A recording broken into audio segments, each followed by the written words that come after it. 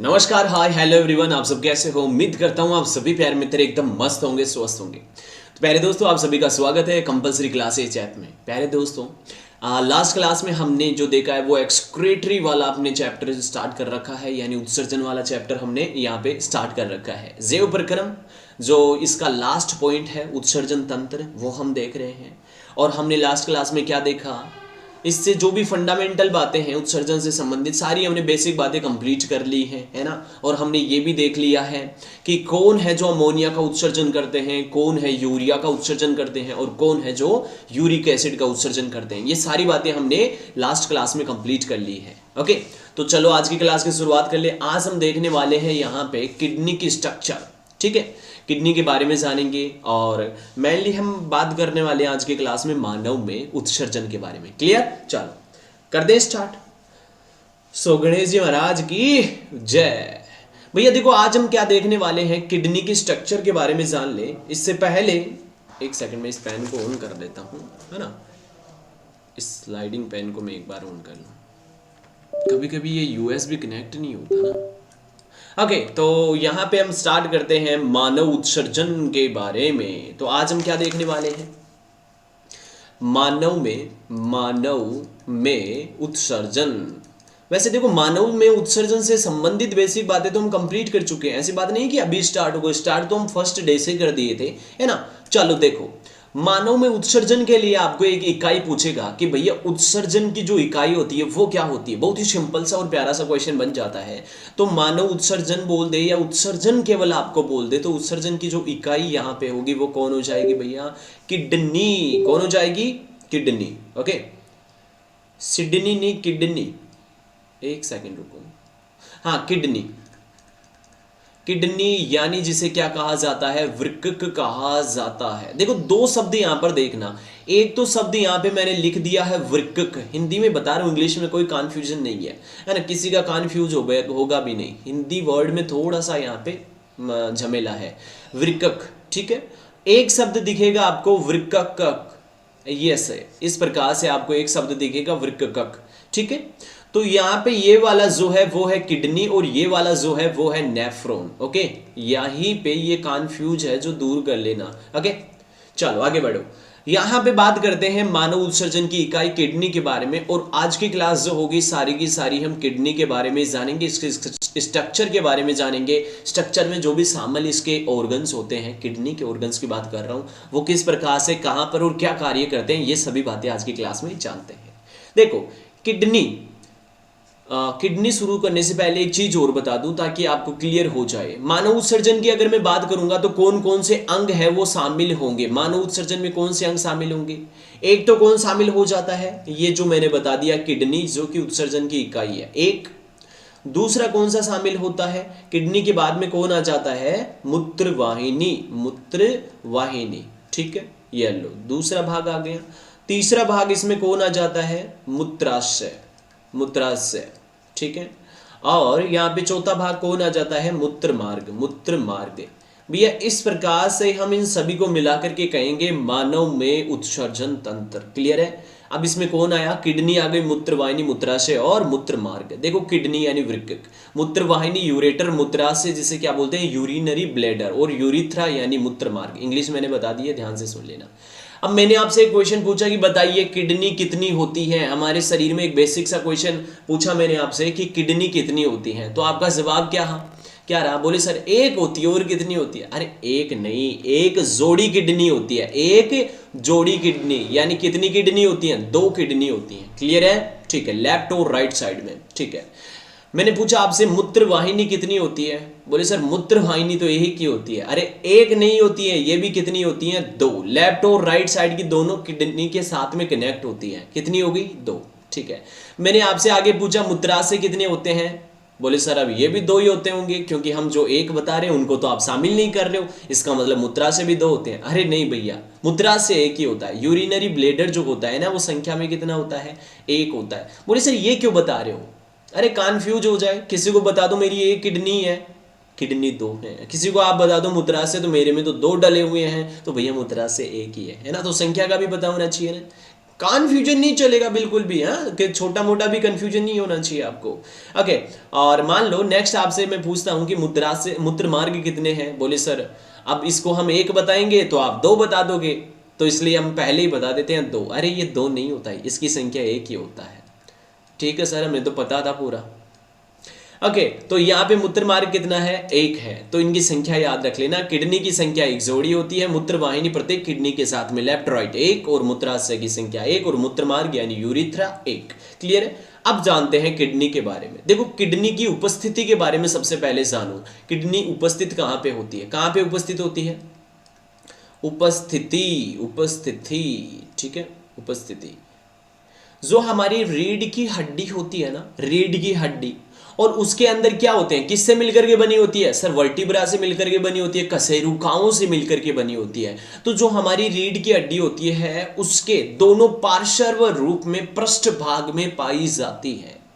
यानी जो हमारा कमर भाग होता है पीछे की तरफ, पेट भाग की तरफ नहीं। हम कभी कभी कहते हैं ना कि ये मेरे तो यहां पे दर्द हो रहा है, वो दर्द तो फील होता है, लेकिन रियल में जो किडनी मेनली होती है वो पृष्ठ भाग में होती है। तो मैं कहूंगा रीढ़ की हड्डी के, रीढ़ की जो हड्डी है ना, कशेरुक दंड, रीढ़ की हड्डी के दोनों तरफ का मतलब समझ जाना, लेफ्ट और राइट साइड में पार्श्व रूप में। तो मैं लिख रहा हूं दोनों तरफ पृष्ठ भाग में, ठीक है। येलो उपस्थिति पता चल गई, लेफ्ट और राइट संख्या कितनी हो गई, दो हो गई, ठीक है, दोनों तरफ ये हमारी किडनी उपस्थित होती है। अब इसको थोड़ा सा यदि आपसे क्वेश्चन आगे पूछ लिया जाए तो किडनी की उपस्थिति से संबंधित अलग अलग ऑप्शन आपको दिखेंगे कि किस कशेरुका के साथ में या किस कशेरुका पोजीशन के साथ में किडनी की उपस्थिति होती है। कशेरुकाओं की संख्या होती है, आप सभी को पता है, जब आप स्केलेटन सिस्टम पढ़ते हो तो आपको ये पता चलता है कि टोटल कशेरुकाओं की संख्या कितनी होती है, और इनको प्रत्येक को अलग अलग नाम दिया गया है, अलग अलग नाम, जैसे थोरेसिक हो गई, लंबर हो गई, इस प्रकार से, ठीक है। तो जो किडनी होती है वो कशेरुका T12 से L3 तक उपस्थित होती है। टी का मतलब समझ गए क्या, टी का मतलब वक्षीय कशेरुका, थोरेसिक। कौन सी कशेरुका, थोरेसिक वर्टिब्रा, T12 है, कितने नंबर की, 12 नंबर की, ठीक है। L3 तक से L3 का मतलब समझ गए, लंबर यानी कि कटी। जैसे मान करके चलो भैया ये हमारी क्या है, कशेरुकाएं हैं, 1 2 3 4 5 6 7 8 9 10, इस प्रकार से। इसमें मान करके चलो ये 12 नंबर की थोरेसिक है, थोरेसिक यानी कि T12 है, यहां से किडनी प्रारंभ होती है, ये इस प्रकार से, ठीक है। अब यहां पे ये चलती जा रही है, ठीक है, और L3 तक मान करके चलो यहां पे समाप्ति कहां पे है, L3 का मतलब समझ रहे हो, लंबर यानी कि कटी, ठीक है। L3 तक ये क्या है, हमारी किडनी की उपस्थित है। तो वो समझ में आ गया होगा T12 और L3 का फॉर्मूला आखिर कहता क्या है, क्लियर, ठीक है। तो ये हमारी किडनी की क्या हो गई, पार्श्व रूप में रीढ़ की हड्डी के दोनों तरफ T12 से L3 तक की उपस्थिति समझ में आ गई। आगे देखो, किडनी के बारे में आपको डायग्रामेटिक रूप से कुछ बातें बताऊंगा, और किडनी करती क्या है ये भी देख लो, कार्य इसका फंक्शन देख लीजिए। किडनी का जो मेनली कार्य होता है वो किस चीज का होता है, मूत्रण का बोल दूं यानी कि मिक्चुरेशन का बोल दूं, या फिर मैं बोलूं यहाँ पे उत्सर्जन, फिट बैठ जाएगा, बैठेगा कि नहीं, उत्सर्जन का इसका कार्य होता है। अब इसका डायग्रामेटिक तरीके से इसके स्ट्रक्चर को समझते हैं, ताकि छोटे मोटे जो भी इसके क्वेश्चन बनेंगे वो सारे आपको समझ में आ जाएंगे। भैया देखो मैं यहां पे बना रहा हूं ये वाली संरचना, इसे मैं क्या कहता हूं, ये वाली संरचना आ गई पश्च महाशिरा। मैं एक पश्च महाशिरा बना देता हूं, पश्च महाशिरा, ठीक है, पश्च महाशिरा, और यहां पे आ गई धमनी, है ना, धमनी और महाशिरा दोनों, यानी ब्लड वेसल्स बना रहा हूं। इस प्रकार से मैं एक यहां से, ये महाशिरा आगे की तरफ चली जाएगी, यहां से एक इसके साथ में जॉइंट निकाल देता हूं, ये भी क्या है, रक्तवाहिनी है। और ये कौन सी रक्तवाहिनी यहां पे आ जाती है, रीनल वैन, रीनल वैन का मतलब समझ गए, शिरा होता है, और रीनल वैन का मतलब, रीनल किसके लिए उपयोग किया जाता है भैया, किडनी शब्द के लिए, किडनी के लिए, है ना, ये जूलॉजिकल नाम होता है किडनी का। जैसे हम हार्ट को, हृदय को क्या बोलते हैं, कार्डिया बोलते हैं ना, यस और नो, मस्तिष्क को एनसेफेलोन बोलते हैं ना, यस और नो। इस प्रकार से रीनल यानी कि किडनी, इसी प्रकार से लीवर को भी हिपेटिक बोलते हैं ना। तो इस लीवर का, इस किडनी का नाम क्या होता है, रीनल होता है, ठीक है। ओके आगे आ जाओ। तो ये रीनल वैन हो गया जो कि इस महाशिरा, पश्चिम महाशिरा से निकल रहा है, ठीक है। अब यहां से मैं क्या बना देता हूं, किडनी बना देता हूं। इस प्रकार से हमारे सैम के आकार के, सैम का आकार जो सैम का बीज होता है ना, बीज है ना, इस प्रकार से ही होता है ना, इस प्रकार से सैम के बीज की स्ट्रक्चर होती है। बिल्कुल किडनी भी इसी तरह की होती है, ठीक है। इस प्रकार से लेफ्ट और राइट साइड में किडनी पाई जाती है। ये मैंने किडनी बना दी है, यस और नो। तो यहां से मैं एक राइट साइड की किडनी ले लेता हूं। ये कौन सी साइड हो गई, राइट साइड। अब देखना इस पृष्ठ पे आप लिखे हुए हैं ना, तो खुद को ऐसे घूम करके देखना, ये राइट साइड में अपने आप आ जाएगी। ये राइट साइड वाली किडनी के लिए एक विशेषता देवी और सज्जनों याद रखना है। बोले सर कौन सी, ये बाई की तुलना में नीचे होती है। बाई किडनी की तुलना में, किडनी की तुलना में नीचे होती है, नीचे होती है। कैसी होती है, नीचे। अब नीचे क्यों होती है, उसके पीछे का रीजन भी जान लो, वरना आपके बात खटकती रह जाएगी। नीचे होने का पीछे का रीजन है, इसके ऊपर इस प्रकार से एक संरचना पाई जाती है, इस प्रकार की त्रिकोणाकार संरचना, जिसे हम कहते हैं लीवर। तो भैया लीवर की उपस्थिति की वजह से, लीवर की उपस्थिति की वजह से, उपस्थिति शब्द से समझ जाना कि भैया लीवर की उपस्थिति की वजह से ये क्या होती है, बाई किडनी की तुलना में नीचे होती है। तो क्या हो गई, बाई अपने आप ऊपर हो गई। समझ में आ रही है ना बात। अब यहां पे एक चीज समझो, मैं इसे इरेज कर देता हूं, लीवर को इरेज कर देता हूं, ठीक है। ये लो लीवर मैंने मिटा दी है। और वापस से आते हैं अपनी किडनी पर। अब किडनी पे एक स्ट्रक्चर देख रहे हो क्या, बोले सर कौन सी स्ट्रक्चर की तरफ ध्यान देना है, इसके शीर्ष भाग पर ध्यान दो। एक ऐसी संरचना होती है, केप नुमा एक संरचना होती है। बोले सर केवल और केवल दाई साइड में ही होती है क्या, नहीं भैया, लेफ्ट और राइट दोनों साइड में ये संरचना पाई जाती है। लेफ्ट और राइट दोनों साइड में ऐसी संरचना पाई जाती है। कहते क्या है इसे, इसे कहा जाता है ग्रंथि। कौन सी ग्रंथि, एड्रिनल ग्रंथि। एड्रिनल ग्रंथि हो गई, क्लियर। वही एड्रिनल ग्रंथि जो किसका स्त्राव करती है, कैटाकोलेमिन्स का स्त्राव करती है, एड्रिनलिन हार्मोन का स्रावण करती है। किसके ऊपर पाई जाती है, किडनी के ऊपर, यानी वृक्क के ऊपर पाई जाती है। इसीलिए तो इसे बोला जाता है अधिवृक्क ग्रंथि या एड्रिनल ग्रंथि। समझ में आ रही है ना बात। तो ये हो गई हमारे सैम के आकार की किडनी। यहां पे देखो, मैं ये लेफ्ट साइड वाली नहीं बता रहा हूं, बात एक ही है। इसको पढ़ लो चाहे इसको पढ़ लो, विशेषता मैंने बता दी, नीचे पाई जाती है। सभी इन दोनों के ऊपर अधिवृक्क ग्रंथि पाई जाती है। तो इसमें कोई वैसे कंफ्यूजन वाली कोई बात नहीं है, ठीक है। आगे देखो, अब इस स्ट्रक्चर को थोड़ा सा आगे बढ़ा देते हैं। अब यहां से, यहां से क्या शुरू होता है, मैं थोड़ा सा इसे इरेज कर देता हूं यहां से, ठीक है। पूरी किडनी गई क्या, पूरी को नहीं जाना था, नो प्रॉब्लम, मैं अगेन बना देता हूं। ये वाली क्या आ जाती है, हमारे सैम के बीज के आकार की किडनी, येलो, ओके ओके। यहां से निकलता है एक भाग, यहां से इस प्रकार से एक नलिका निकलती है, और इस प्रकार से निकली हुई नलिका को क्या कहा जाता है, ये होती है यूरेटर। यूरेटर, यूरेटर यानी कि मूत्रवाहिनी, हिंदी में भी लिख देता हूं मूत्रवाहिनी। ये हो गई यहां पे मूत्रवाहिनी, क्लियर है, ठीक है भाई साहब। ये यहाँ पे मूत्रवाहिनी का कनेक्शन किसके साथ में होता है, इस किडनी के साथ में होता है। किडनी जो भी यहाँ पे उत्सर्जन का पदार्थ उत्पन्न करेगी वो मूत्रवाहिनी के अंदर प्रवेश कर जाता है, ये बात भी आप समझ रहे हो। और जो किडनी का जो उत्सर्जित पदार्थ होता है वो मूत्र होता है। इसका मतलब हुआ किडनी से जो मूत्र उत्सर्जित होगा वो मूत्रवाहिनी के अंदर प्रवेश कर जाएगा।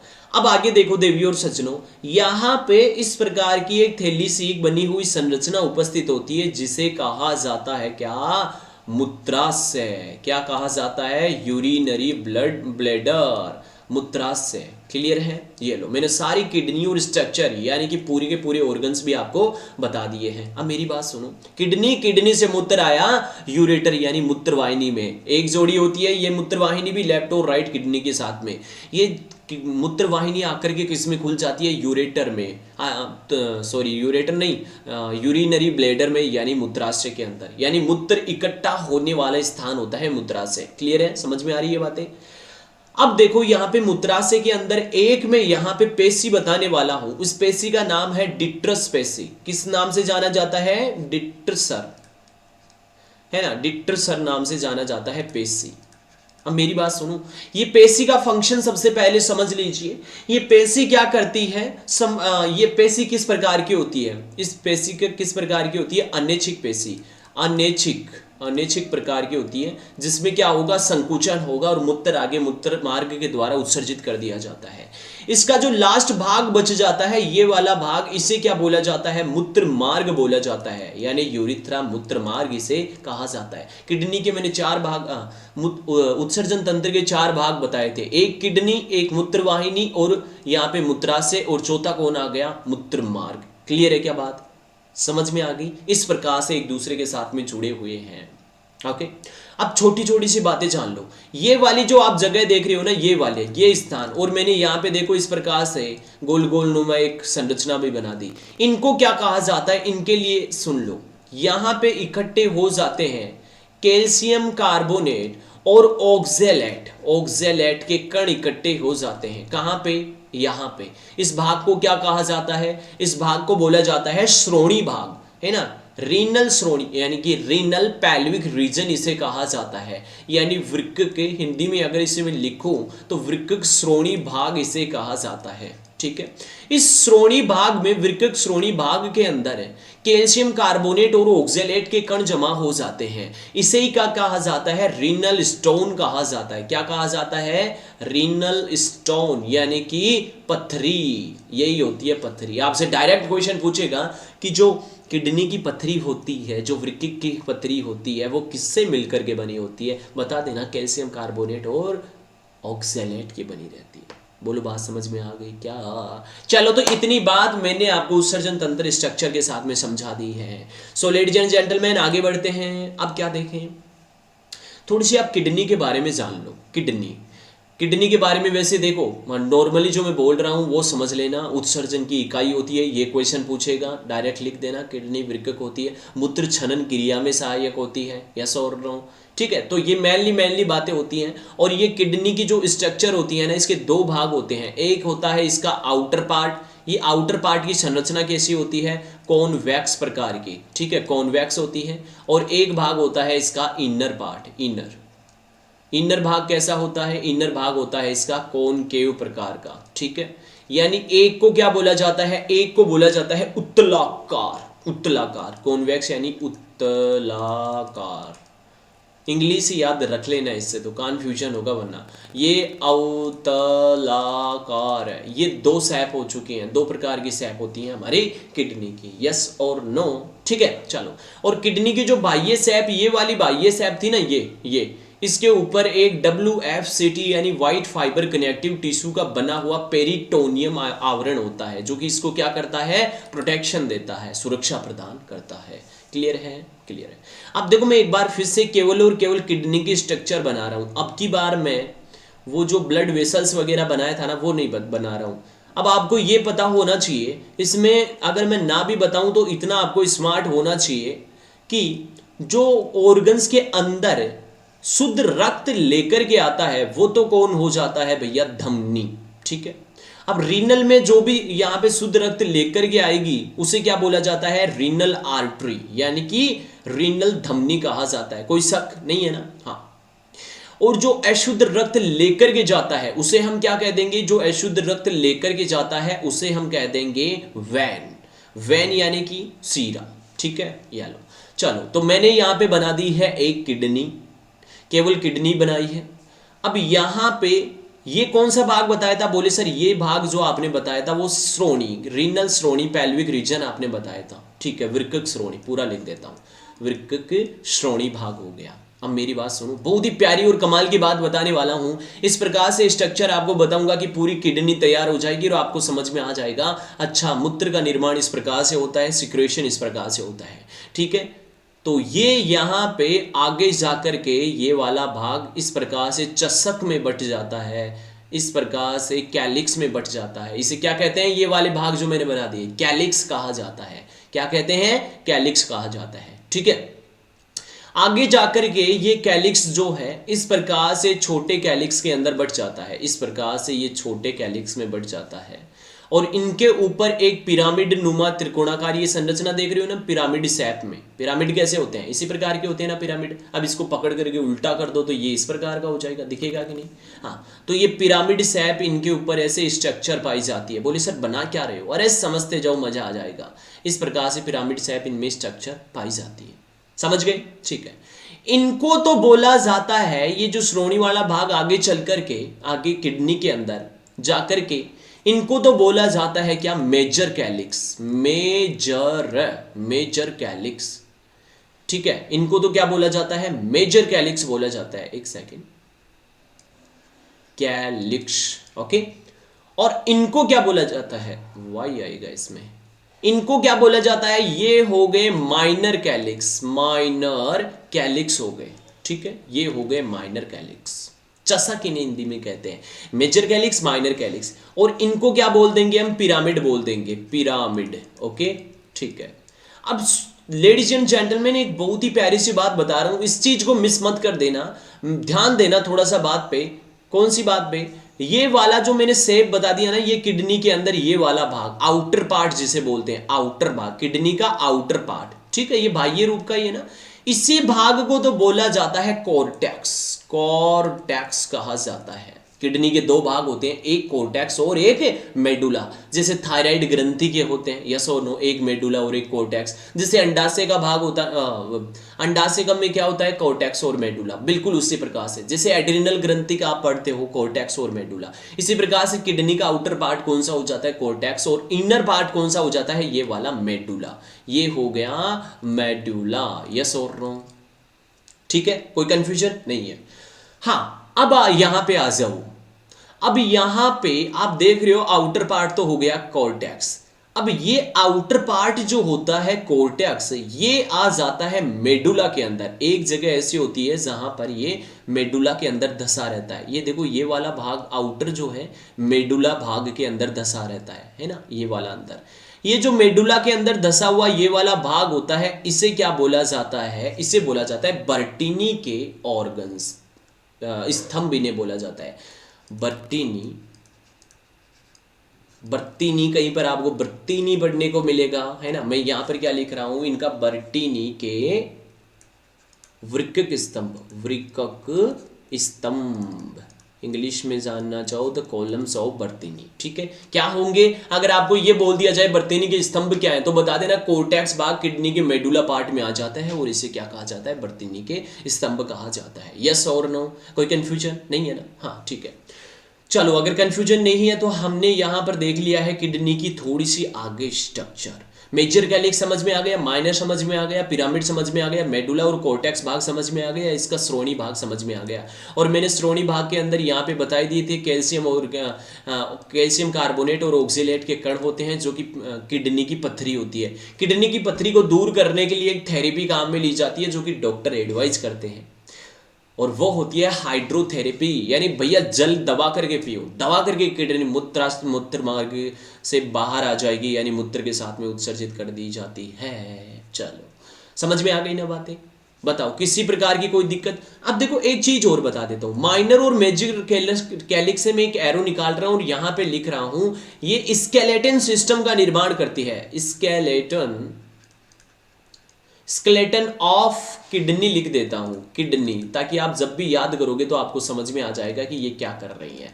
यानी ये जो है स्केलेटन, मेजर और माइनर कैलिक्स मिलकर के स्केलेटन ऑफ किडनी बना रहे हैं। जैसे हड्डियां और हड्डियां हमारे में मिलकर के क्या करती हैं, छोटी बड़ी हड्डियां मिलकर के हमारे स्केलेटन बनाती हैं, वैसे ही मेजर और माइनर कैलिक्स मिलकर भी किसका निर्माण करते हैं, हमारी किडनी के स्केलेटन का। क्लियर है? बोले सर आप इतना डीपली मत बढ़ाओ, हमारे ऊपर से जा रहा है। ऊपर से नहीं जाएगा, जो बातें पॉइंट टू पॉइंट बताऊं ना, सिस्टमेटिक समझते जाओ, है ना। जब समझना ही शुरू कर दिया तो मस्त तरीके से समझो ना। माना कि ये 11th को टच कर रहा है, थोड़ा सा उससे ज्यादा भी मैं बता रहा हूं, ताकि पूरे कन्फ्यूज दूर हो जाए। किसी अन्य बुक से भी पढ़ो तो आपको आसान लगने लगे, किसी अन्य प्रकार का टिपिकल सा क्वेश्चन घुमा कर भी दे दे तो भी आप उसका जवाब दे पाओ। आई थिंक ये लेवल आपके लिए परफेक्ट लेवल होगा, है ना। वरना आपको पता है ये जो क्या दे रखा है 10th क्लास की बुक जैव प्रक्रम, यूं चुटकियों में कंप्लीट होने वाला चैप्टर है, जिसमें मैंने कल भी बताया था कोई खास लेवल नहीं दे रखा है, ठीक है। लेकिन आपको ये समझना होगा।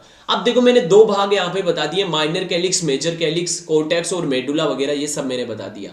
अब आपको एक बात बताऊं, जो किडनी होती है, जो किडनी है, उसकी आपको मैं पूछ लूं इकाई क्या होती है, किडनी की इकाई क्या होती है, फंक्शनल और स्ट्रक्चरल। यानी कार्यात्मक और संरचनात्मक इकाई कौन सी होती है? तो बोले सर हमारे को बचपन से पढ़ाया गया है नेफ्रॉन। क्या होती है? नेफ्रॉन। नेफ्रॉन को हिंदी में क्या बोलते हैं? वृक्काणु। क्या बोलते हैं? वृक्काणु। ठीक है, नेफ्रॉन। देखो नेफ्रॉन के 3-4 भाग होते हैं। एक तो इसका भाग होता है ऊपर वाला भाग, प्यालेनुमा संरचना, पढ़ेंगे थोड़ी देर में पढ़ेंगे, जिसे क्या बोला जाता है? बोमन कैप्सूल कहा जाता है। ठीक है, इसमें पीसीटी आती है, इसमें डीसीटी आती है। पीसीटी डीसीटी ये नलिकाएं हैं। इसमें हैनेले लूप आता है और एक इसका भाग आ जाता है कौन सा? संग्रह नलिका। ठीक है, मेनली संग्रह नलिका को इस नेफ्रॉन का भाग नहीं माना जाता है, उसके पीछे का रीजन भी मैं बताऊंगा। हाँ, मैं क्या बता रहा था, ये जो कोर्टेक्स भाग होता है, कोर्टेक्स भाग, इसमें कौन कौन सी संरचना आ जाती है? इसमें पीसीटी, इसमें डीसीटी। पीसीटी और डीसीटी वाला जो सीन होता है वो किस में पाया जाता है? कोर्टेक्स भाग में पाया जाता है। ये वाली बात आप थोड़ा सा ध्यान रखना। कोर्टेक्स भाग में क्या पाया जाएगा? पीसीटी और डीसीटी वाला सीन होता है। और एक बोमन कैप्सूल भी लिख लेना, बोमेन कैप्सूल। तो बोमेन कर रहा हूं यहाँ पे, बोमन संपुट। ठीक है, समझ में आ जाएगा। ये वाली लाइन आपको थोड़ी सी देर बाद में समझ में आएगी, लेकिन मैं लिख देता हूं ताकि आप नोट्स पढ़ो उस टाइम पे आपको पता चल जाए। मेडुला भाग के अंदर आ जाता है Henle loop. Henle loop, loop उपस्थित होता है। और संग्रह नलिका, और कौन आ जाता है? संग्रह नलिका। ओके, संग्रह नलिका मेनली इसका भाग नहीं है तो मैं इसको फोकस करके नहीं लिख रहा हूं। चलो आगे देखो, इतनी स्ट्रक्चर माइंड में सेट कर लेना और आगे आ जाओ मेरे साथ में। अब हम पढ़ते हैं नेफ्रॉन। नेफ्रॉन को पढ़ो। नेफ्रॉन क्या है? बोले सर अभी जस्ट आपने बताया, नेफ्रॉन जो होता है किडनी की यानी वृक्क की कार्यात्मक और संरचनात्मक, कार्यात्मक और संरचनात्मक इकाई होती है, इकाई होती है। ये लो, मैंने स्ट्रक्चर इसीलिए बताया, कम से कम आपको पोजीशन तो पता चले ना कि भैया नेफ्रॉन कहाँ पे होते हैं, पिरामिड क्या है, कोर्टेक्स मेडुला भाग आखिर होता क्या है ना। रटने को तो भैया हम कुछ भी रट ले, लेकिन कॉन्सेप्ट से पढ़े ना उसकी बात ही कुछ और है। यस और नो? तो संरचनात्मक और कार्यात्मक, फंक्शनल, कार्यात्मक जो भी कार्य करेगा नेफ्रॉन करेगा। मूत्र छानने का कार्य नेफ्रॉन के द्वारा किया जाता है। ये नहीं होता तो नहीं छानता। यस और नो? है ना। और यहाँ पे संरचनात्मक स्ट्रक्चर बना रहे हैं। स्ट्रक्चर कब बनेगा? ये खूब सारे हो जाएंगे, स्ट्रक्चर तैयार हो जाएगा। नेफ्रॉन की जो संख्या होती है किडनी के अंदर कितनी होती है? प्रत्येक किडनी के अंदर, मैं एक किडनी की बात कर रहा हूं, एक किडनी के अंदर नेफ्रॉन की जो संख्या होती है वो 10 लाख होती है। 10 लाख का मतलब 1 मिलियन हो गई। ठीक है, 1 मिलियन, इसका मतलब 10 लाख यानी 20 लाख दोनों किडनियों के अंदर, यानी लाखों के अंदर नेफ्रॉन्स पाए जाते हैं। इतनी सी किडनी हो गई भैया, इतनी सी किडनी के अंदर 10-10 लाख नेफ्रॉन्स पाए जाते हैं। और जब पथरी हो जाती है तो समझ में आ गया होगा दर्द क्यों होता है। अब सोचो, इतनी सूक्ष्म नलिकाओं के अंदर अगर आप पत्थर रोड़े ये फंसा दोगे तो और क्या होगा? दर्द ही होगा ना, जान तो निकलेगी ना। तब इंजेक्शन खाने पड़ते हैं पेन किलर के। यस और नो? ठीक है, तो पानी वानी जबरदस्त पीना चाहिए। और किडनी पथरी हो जाना एक आम बात है ना। ये खाते रहते हैं ना, उसकी वजह से होती है। बीज वगैरह के चीज पदार्थ खाते रहते हैं, उसमें कैल्शियम कार्बोनेट ऑक्जिलेट है, वो इकट्ठे हो जाते हैं। मेरी बात सुनो, पथरी से एक चीज याद आई है। मैंने आपको पित्त की पथरी बताई थी, गॉल ब्लैडर स्टोन बताई थी। उसका रीजन क्या था? कार्बोहाइड्रेट था उसका रीजन। कैल्शियम कार्बोनेट और ऑक्जिलेट नहीं था, कार्बोहाइड्रेट था। कार्बोहाइड्रेट कहां से ग्रहण कर रहे हो? भोजन से। अब बताओ, आदमी मर थोड़ी ना जाए। अब भैया भोजन तो ग्रहण करना ही पड़ेगा ना, कार्बोहाइड्रेट तो ग्रहण करना ही पड़ेगा। लेकिन पित्त क्या करता है भैया? उस कार्बोहाइड्रेट को इकट्ठा कर लेता है, बोले ये तो मेरी दौलत है, और क्या बदले में हो जाती है स्टोन। इसे पित्त की पथरी कहते हैं। खैर अपन किस पे थे? किडनी पे थे। ठीक है, नेफ्रॉन की हम संरचना देख रहे हैं, नेफ्रॉन की संरचना। ठीक है, नेफ्रॉन की मैंने संख्या बता दी है, किडनी की इकाई है, और मूत्र छानने का इसका कार्य हो गया। कार्य भी यहाँ पे लिख देता हूँ, मूत्र छानने का, मूत्र छानने का, या फिर मूत्र फॉर्मेशन लिखता हूँ और भी सही होगा। छानना नहीं, फॉर्मेशन भी तो हो गया ना। फॉर्मेशन यानी कि इसका निर्माण करना, यूरिन फॉर्मेशन का इसका फंक्शन हो गया। अब मैं आपको एक स्ट्रक्चर बना करके बताता हूँ। स्ट्रक्चर मैं आपको एक नए से पेज में, सुरक्षित पेज में बताता हूँ यहाँ पे, क्योंकि मैं बढ़िया सी स्ट्रक्चर तैयार करने वाला हूँ। ये मैंने एक प्यालेनुमा संरचना बना दी है। इस प्यालेनुमा संरचना को मैं कहने वाला हूँ बोमन कैप्सूल, बोमन। ठीक है, मैं इससे एक ऐसी संवलित नलिका, ऐसी घुमावदार संवलित नलिका निकालने वाला हूँ। इसका नाम मैं आगे क्या लिखूंगा, पीसीटी। फिर इस प्रकार से मैं एक और संरचना, इस प्रकार की ऐसी संरचना नीचे बनाने वाला हूँ। ओके, इस प्रकार की संरचना बनाने वाला हूँ। ये नलिका आ गई और इसको मैं घुमा करके हेयर पिन की तरह ऊपर की तरफ लेकर के जाने वाला हूँ। ऐसे इस प्रकार से मैं इसको ऊपर की तरफ हेयर पिन की तरह घूम गई ना, यू शेप में बन गई ना। हेयर पिन नहीं लगाती हैं कि लड़कियां, उस टाइप की है ना, गर्ल्स जो लगाती हैं। हाँ, अब ये जो संरचना है वो आगे किस में बदल जाएगी, एक फिर से घुमावदार ऐसी संवलित नलिका के अंदर। इसे मैं कहने वाला हूं डीसीटी। नाम सभी का मैं बता दूंगा। फिर ये डीसीटी संग्रह नलिका के अंदर आकर के खुल जाती है। ये क्या हो गई, ऐसी संग्रह नलिका हो गई। ठीक है, तो भैया ये हो गई यहाँ पे संग्रह नलिका। ठीक है, चलो अब बात करते हैं, इसका नामकरण कर दिया जाए, फिर फंक्शन समझाऊंगा। ये बोले सर एक सबसे पहले ये बताओ ये क्या लिखा है आपने। मैं लिखा हूं यहाँ पे ये जो स्ट्रक्चर है वो किसकी बनाई है मैंने, नेफ्रॉन की। ये देख लो, नेफ्रॉन इस प्रकार से निहार लिया। नामकरण करते हैं इसका। नेफ्रॉन के होते हैं दो भाग। मैं यहाँ पे नेफ्रॉन के दो भाग बताने वाला हूं। नेफ्रॉन का एक भाग जो होता है ना, इस तरफ देख लेना, टेबल बना रहा हूं साइड में। एक जो भाग होता है ना उसे बोलते हैं ग्लोमेरुलस। ग्लोमेरुलस, मेरुलस, ठीक है, ग्लोमेरुलस। दूसरा जो इसका भाग आ जाता है, इसकी वृक्क नलिका, वृक्क नलिका वाला भाग आ जाता है। ठीक है, दो भाग होते हैं, एक नेफ्रॉन के ग्लोमेरुलस और एक हो गया वृक्क नलिका। ग्लोमेरुलस को बोला जाता है group of capillaries, group of capillaries, capillaries, capillaries.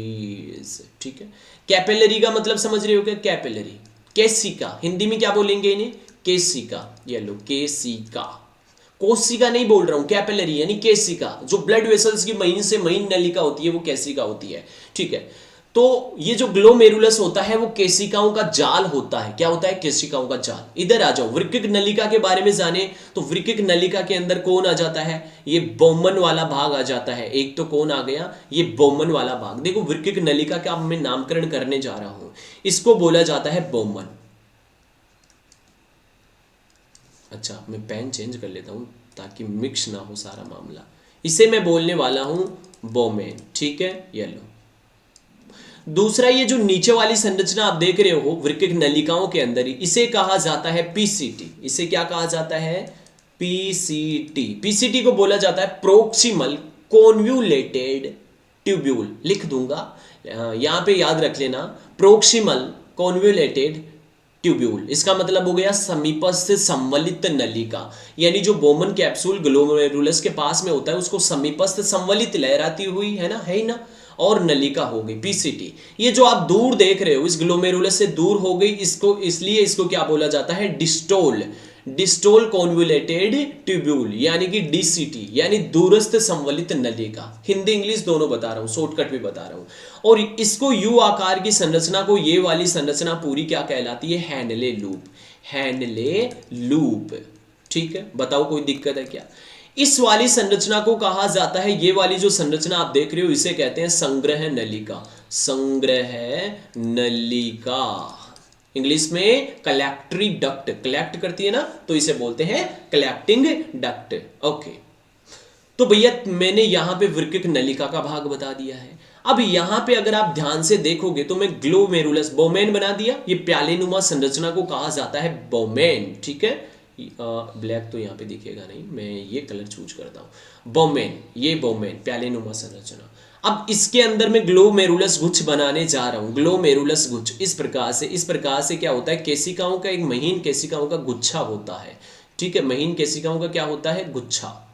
ठीक है, और इससे ये नलिकाएं निकल रही है। ये लो, अब इनका नलिकाओं का नामकरण देख लेना। जो नलिका इस ग्लोमेरुलस गुच्छ का निर्माण कर रही है और जो ब्लड लेकर के आ रही है, ये क्या करती हैं, ब्लड लेकर के आती हैं। ठीक है, ये ब्लड लेकर के आती हैं। जो लेकर के आ रही है ब्लड छानने के लिए, ये लेकर के आ रही हैं, इसे बोला जाता है अभिवाही, अभिवाही धमनी। इसे क्या कहा जाता है, अभिवाही धमनी। ओके, अभिवाही धमनी। ये जो ब्लड लेकर के छान करके, ये जो जितना ब्लड जो छानना होता है वो इसमें यहाँ पे कैपिलरीज और बोमन कैप्सूल इस न्यूरॉन्स के अंदर, नेफ्रॉन के अंदर भेज दिया जाता है। और बाकी का ब्लड जो होता है, कुछ भाग जो आगे चला जाएगा, वो इस अपवाही अपवाही अपवाही एफरेंट जिसे बोला जाता है, धमनी के साथ में, अपवाही धमनी के द्वारा निकल जाता है।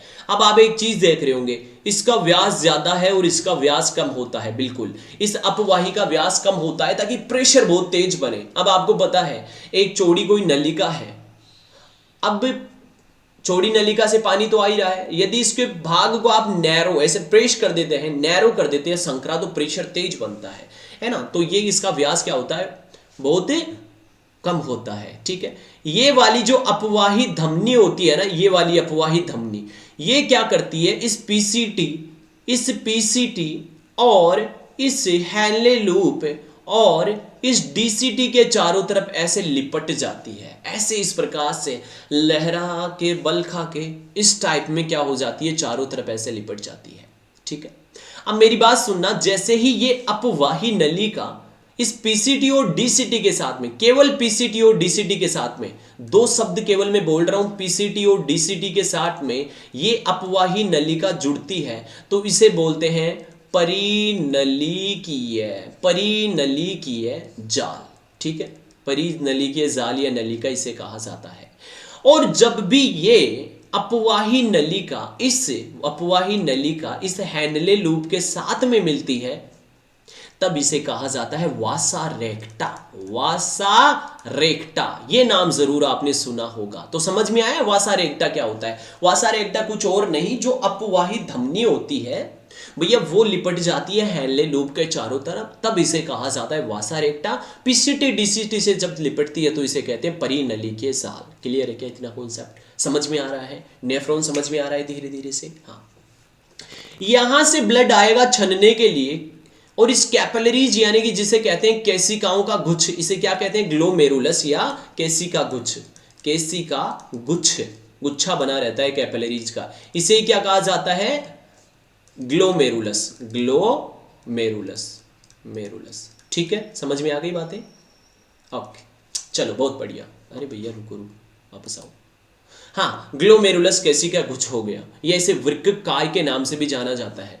अच्छा सुनो, अब मैं बोमन कैप्सूल, एक शब्द आपको बताऊंगा, याद रह जाए तो अच्छी बात है। बोमन कैप्सूल और केशिका गुच्छ को मिलाकर के क्या कहा जाता है, मेलपिगी काय के नाम से जाना जाता है। किस नाम से, मेलपिगी बॉडी या मेलपिगी काय के नाम से जाना जाता है, या इसे वृक्क कणिका के नाम से जाना जाता है। अब मेरी बात सुन लो, अब मेरी बात सुनो, इतना कॉन्सेप्ट आपको अच्छे से समझ में आना चाहिए।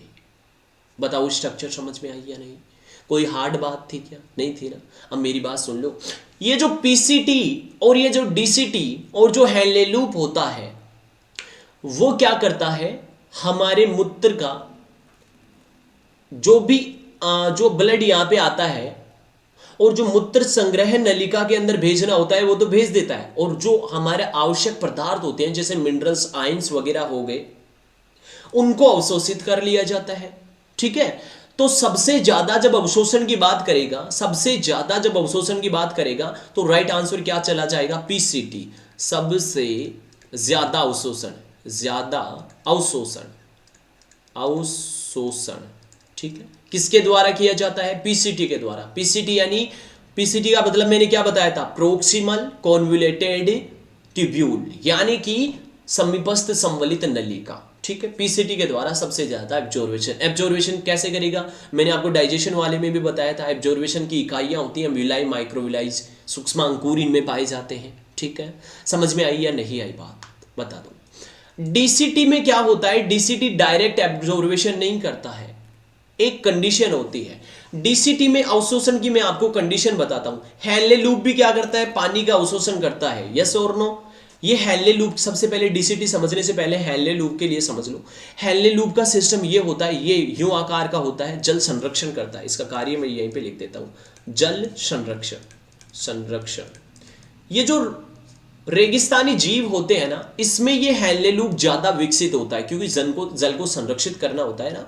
हैंडले लूप मरुस्थलीय जीवों में ज्यादा विकसित होता है, बात को समझ लेना। और जो जलीय जीव होते हैं उनमें या तो होता नहीं है, होता है तो एकदम नेग्लेक्ट प्रकार का होता है। ये हेनले लूप की बात हो गई। मैं डीसीटी के लिए आपको एक कॉन्सेप्ट बताता हूं। डीसीटी जो नलिका होती है, पीसीटी के लिए तो मैंने बता दिया। पीसीटी के मैं इंग्लिश देख दूं क्या, प्रोक्सिमल, ताकि आप पढ़ो ना जब भी तो आपको समझ में आ जाए। कॉन्व्यूलेटेड होता है ये, कॉन्व्यूलेटेड मतलब संवलित है। और ट्यूब्यूल, ट्यूब्यूल का मतलब तो आप समझ ही गए, नलिका होती है, समीपस्थ संवलित नलिका। समीपस्थ पास में है ना इसलिए। और संवलित, लहरा के बल खा के है, संवलित नलिका। ओके ठीक है। पीसीटी जो कि क्या करती है, सबसे ज्यादा पुनर्अवशोषण, सबसे ज्यादा अवशोषण, पुनर्अवशोषण नहीं, अवशोषण, अवशोषण। ठीक है ठीक है। अब मेरी बात सुनो, ये क्वेश्चन आपको पूछेगा, ये सबसे ज्यादा पुनर्अवशोषण कौन करता है नेफ्रॉन में, पीसीटी करेगी।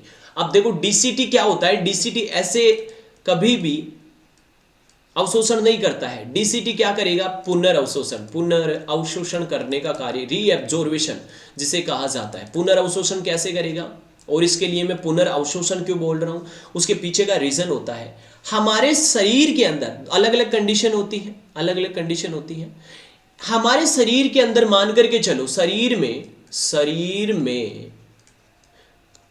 जल की मात्रा जो है, H2O की मात्रा बहुत ज्यादा हो चुकी है। क्या हो गया, शरीर के अंदर मान करके चलो जल की मात्रा क्या हो जाती है, बहुत ज्यादा हो जाती है। सबसे पहले कम की बात करते हैं, कम से आपको जल्दी समझ में आ जाएगा इसकी कंडीशन क्या होगी। एक सेकंड, ये पेन कैसे रुक गया, इनको वापस से देखना पड़ेगा। अरे क्या हुआ मेरे दोस्त, अभी तो चैप्टर हमारा बाकी है, वापस आ जाओ। हाँ, मैं यहाँ पे क्या बता रहा था कि मैं ज्यादा की नहीं, सबसे पहले मैं आपको कम की बात करता हूं कि मान करके जो लो शरीर के अंदर जल की क्या हो जाती है, कमी हो जाती है। ये हो गई शरीर में जल की कमी। तो डीसीटी उस जल को कैसे पुनर्अवशोषित करता है, हमारे इस जल के कमी होते ही हमारा प्रासरण ग्राही, प्रासरण ग्राही, मैंने आपको बताया था प्रासरण जल और आयनों का प्रासरण करता है, नियमन है ना। प्रासरण ग्राही इस चीज के संदेश को ग्रहण करेगा और किसके पास में पहुंचा देगा। याद करो प्रासरण का नियमन कौन करेगा, मैंने कल ही आपको बताया था, हाइपोथैलेमस। हाइपोथैलेमस के पास में पहुंचा दिया जाता है। ये लो भैया, हाइपोथैलेमस को संदेश मिल गया कि हमारे शरीर में पानी की कमी है। हाइपोथैलेमस जो क्या करेगा, एक हार्मोन पीयूष ग्रंथि को संदेश भेजेगा। किसको, पीयूष ग्रंथि को। न्यूरोहाइपोफाइसिस, फाइसिस नाम तो सुना होगा, न्यूरोहाइपोफाइसिस जो कि पीयूष ग्रंथि का पश्च भाग होता है, पश्च पाली को न्यूरोहाइपोफाइसिस कहते हैं। हाइपोथैलेमस ने कहा, ए पीयूष ग्रंथि थोड़ा सा एडीएच हार्मोन स्त्रावित कर दे। कौन सा हार्मोन स्त्रावित करना है, एडिनोसिन हार्मोन स्त्रावित कर दे, ताकि जल का पुनर्अवशोषण हो सके। भैया ये एडीएच हार्मोन स्त्रावित किया जाता है और ये जो एडीएच हार्मोन होता है वो जल का पुनर्अवशोषण कर लेता है। ये कार्य किस पर करेगा, एडीएच हार्मोन डीसीटी और हेनले लूप के ऊपर कार्य करेगा। एचएल का मतलब समझ जाना, हेनले लूप को कहेगा, अरे ओ क्या कर रहे हो भैया, पानी आवश्यकता है ना आपको, मूत्र के साथ में क्यों उत्सर्जित कर रहे हो, इसको अवशोषण करो। मूत्र के साथ में जब पानी ज्यादा उत्सर्जित होता है तब शरीर में कमी आती है। अब शरीर में कमी आ गई तो डीसीटी और हेनले लूप को कहा जाएगा, ओ भैया पानी को अवशोषित करो, बाकी पदार्थ जाने दो। पानी को अवशोषित कर लिया जाता है और इस प्रकार से पानी का नियमन किया जाएगा। कार्य किसके द्वारा संपन्न हुआ, हाइपोथैलेमस के द्वारा। क्लियर है कॉन्सेप्ट, ठीक है। डीसीटी की दूसरी कंडीशन क्या आ जाती है, डायरेक्ट ये क्या बोलते हैं उसे, दूरस्थ संवलित नलिका की डिस्टोल कॉन्वुलेटेड, ये जो नलिका है इसकी दूसरी कंडीशन आ जाती है कि हमारी बॉडी के अंदर जल की मात्रा क्या हो जाए, ज्यादा भी तो हो सकती है। हाँ, तब क्या होगा, ये जो प्रासरण ग्राही है वो क्या हो जाएगा, निष्क्रिय हो जाएगा। हाइपोथैलेमस के पास में संदेश पहुंचेगा किसके पास में, न्यूरोहाइपोफाइसिस के पास में, और वो बोलेगा भैया एडीएच को स्त्रावित करना कम कर दे। अब जैसे ही कम करेगा तो अवशोषण जल का क्या हो जाएगा, कम हो जाएगा। अब जल का अवशोषण कम हो जाएगा मतलब मूत्र के साथ में उत्सर्जित कर दिया जाएगा। यानी कि हमारे शरीर में ज़्यादा अगर पानी है तो मूत्र के साथ में अवशोषित कर दो, कम है तो भैया मूत्र से वापस से अवशोषित कर लो। यस और नो, दोनों कॉन्सेप्ट समझ में आ गए। इस प्रकार से ये डीसीटी वाला सीन जो होता है पुनर्अवशोषण में कार्य करता है। ठीक है, चलो मैं देखो आपको थोड़ा सा लेवल अधिक लेकर के चल रहा हूँ, अधिक ज़्यादा पढ़ा रहा हूँ, तो इसमें ये मत सोचना ये सर बुखार होगी माँ कहते मैं तो कोई नहीं पढ़ पाया। ये बहुत इंटरेस्टिंग चीज़ें हैं, इनको आप सीखो। भविष्य में भी आप जो टीचर बन करके बच्चों को पढ़ाओगे ना, उस टाइम पे ऐसे ही समझाओगे तो उनको एक्स्ट्रा समझ में आएगा, सही समझ में आएगा, है ना। कॉन्सेप्ट क्लियर होना चाहिए, मेन बात तो ये है। अब एक चीज़ मैं आपको और बता देता हूँ, चलो एक अच्छी बात और बता देता हूँ। लपेट पाओ तो लपेट लेना, और ना भी लपेट पाओ ना तो भी लपेट लेना। एडीएच की कमी से एक रोग हो जाता है जिसे बोला जाता है डायबिटीज इंसिपिडस। कौन सा? डायबिटीज, डायबिटीज, डायबिटीज जिसे कहते हैं इंसिपिडस, इंसिपिडस। कौन सा डायबिटीज हो जाता है? डायबिटीज इंसिपिडस नामक रोग हो जाता है।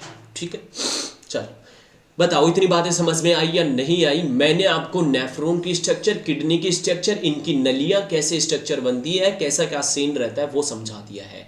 कल की क्लास यानी कि नेक्स्ट क्लास में मूत्र निर्माण की प्रोसेस समझेंगे और कैसे उस अपशिष्ट पदार्थ को बाहर त्याग कर दिया जाता है और अपना चैप्टर कंप्लीट हो जाएगा। तो एक क्लास इसकी और बच जाती है। वैसे तो मैंने कहा था ना एक क्लास में ही ये कंप्लीट हो जाता है, 30 मिनट की क्लास में पूरा चैप्टर कंप्लीट हो जाए, लेकिन ऐसा सीन नहीं करेंगे। जो बातें समझने लायक होती हैं उनको समझना ही चाहिए, रटना जैसा सीन नहीं होना चाहिए। एक्स्ट्रा बता रहा हूँ लेकिन काम की बातें बता रहा हूँ, तो इंपॉर्टेंट बातें हैं, याद रखना। टेस्ट सीरीज अगर आपने ज्वाइन नहीं की है तो ज्वाइन कर लीजिए। आपको 3rd ग्रेड या 2nd grade first paper GK का पेपर जो है 2nd ग्रेड के लिए आप ज्वाइन कर सकते हैं। जल्द आपको क्वेश्चन सीरीज उपलब्ध हो जाएंगी, अपलोडिंग चल रही है, लेकिन आप पहले ही ज्वाइन करके अपनी सीट बुक करा सकते हैं। हो सकता है प्राइस बढ़ा दी जाए, यस और नो, लेकिन आप अभी फिलहाल कर लीजिए, यस और नो। चलो मिलते हैं अगली क्लास में, तब तक के लिए अभी सभी प्यारे मित्र एकदम मस्त रहो, व्यस्त रहो, मोटिवेट रहो। थैंक यू सो मच, और आप सभी प्यारे दोस्तों को हैप्पी दीपावली।